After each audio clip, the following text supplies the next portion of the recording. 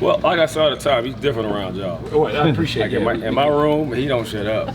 He talks all the time. Cats got jokes for days. But yeah, in the media, he's a little different. If you don't know him, he's gonna kind of be standoffish, real quiet. But he'll open up once you get to know him a little bit. What do we have? Which to I'm do? good with that. What do we have to do to get him to maybe even? If you talk about anime, he will open up. Okay. And I don't know which anime characters. I'm not really into that a whole lot, but he is. And if you figure it out, he'll talk to you for days about that. I ain't got there yet. Got you. Thomas, how's the offense going into the first game? You guys happy with what you're bringing to Yeah, Dallas? they're really good. I mean, we're healthy for the most part. I think we had a really good week of practice so far. The scout team was so much better. It's really helping us out a bunch. As far as the tempo goes and the effort goes, we got some better players to kind of go against. It kind of gives a better look, and also force our guys to work a lot harder and be prepared. But I'm really, really excited about our depth, our talent, and see what these guys can do. Thomas, I've been asking everybody, what do you think the guys learned, the offensive guys learned from the last 3 games last season? We've heard take care of our bodies, don't run out of gas, don't take anything for granted. What do you think is the biggest takeaway as an offense from those last 3 games? Learn how to handle success. I think being able to handle success is hard than being able to handle failure. I think people get motivated when they get down, they're getting beat up, or they're losing.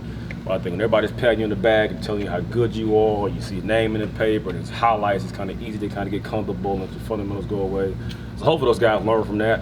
If they didn't learn from that, the talent will help learn from that. Because if you want to be complacent, we'll have somebody else replace you, and he'll play in your spot. So I think that's the biggest thing to learn. So do you worry, considering there's so much excitement going into this season for this team? It's kind of newish around here, you know, top 10 ranking and preseason All-Americans, things like that. Do you worry about that?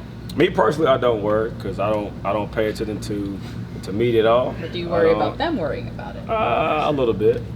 I think it's kind of natural for, I would say, most of the young guys and the older guys. The older guys should be able to handle it and block it out. The new guys, everything is new for them. So every experience they have, the first time they run out on the field, the first play they have, whether it be special teams or offense, is going to be new for them. So we'll kind of see how those guys handle it. We'll base it all off of what they do in practice. Because if you can't show up when it's a Saturday night scrimmage against our defense, I'm definitely going to expect you to show up against LSU on Sunday night. So we'll kind of base it off of that. What do you do to keep them even keel and make sure they don't get that big head of the top 10 ranking and everybody drinking the Kool-Aid kind of thing? Don't give them too many compliments. They'll be the same every day. I think being consistent, stay on top of them, demand more from them every single day, and hopefully you have older guys who eventually, kind of grow up and play in a role to be leaders on the field and push those guys to be held accountable every day. How many guys do you expect to play at running back on Sunday? As many as needed. I think we're going to every game with at least 3 guys ready to go. I got a bunch of guys repping now. We got 6 guys playing tailback, so I won't say all those guys on the spot better help us play, but they at least know what to do and can function for us. But I think when it comes into it, the better the guys play on the front end, less guys play on the back end. So I think if our top 3 guys, 3-4 guys play well, we'll just roll those guys and play with that. Is Lorenzo at the point where you feel you could put him into a game? Yeah. How much? I don't know. Again, I think being able to evaluate him, not just him, but also Cam.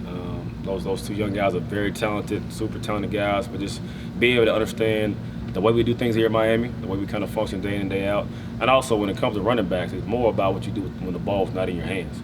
We got a lot of guys who can touch the ball, run the ball well, but can you pass protect, can you catch the ball in the backfield, can you read defense, all that stuff kind of goes into how much you play or if you play at all. Thomas, as a these coach, young guys, you've been around it. I'll come back to you. Okay, thank you.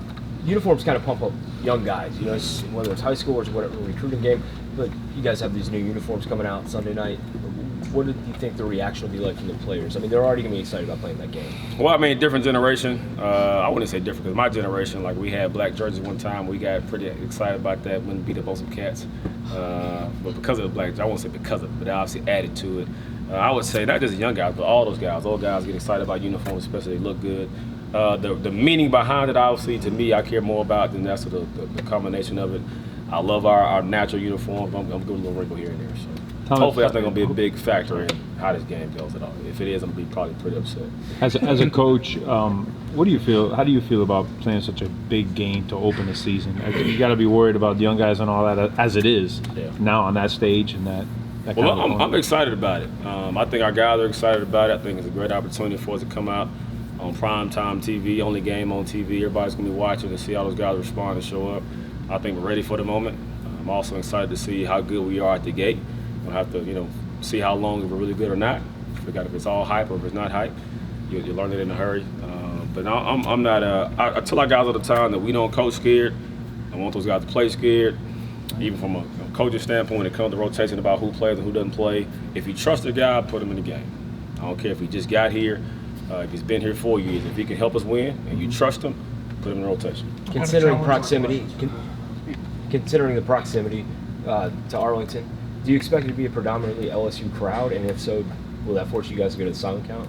I don't know. I think our fans will travel well. Who knows how it'll show up. But regardless who's there, who's not there, we're going to play our game. At some point, you got to tune out the noise, whether it's our noise from our fans or the noise from their fans, and they'll play football. Thomas, offensive line, how have they changed since last year, and how will that affect Malik's game, do you think? Well, obviously it starts up front. You know, you can have the best quarterback, running back, tight end receivers in the country, but if you can't make it work up front, it really doesn't matter a whole lot. And I feel really good about our starting five. I said it all along as far as those guys in the run game and protection, knowing what to do. Obviously, Tyler kind of sets the tone for us up front and getting everybody organized from a leadership standpoint. I'm just trying to figure out how many guys we can rotate behind it to kind of create some depth and also keep those guys fresh the entire game. We talk about rotating, tailbacks and tight ends and receivers. Also want to be able to rotate up some up front and help guys keep fresh the whole game. Although you're obviously the coach, you guys are not playing. Coaches get butterflies at all for big games like this. I would think there's always some anxiety. Some guys have negative anxiety. I, for one, I probably have less negative anxiety and I'm not playing anymore. It's kind of more about preparing those guys and being relaxed on game day. Game day should be their time. During the week is my time, and our time as coaches, we're on those guys. We want those guys to be able to relax, be comfortable, trust the technique, and go play. Cool. Thank you. Thank you. Good luck to you. Have a good day.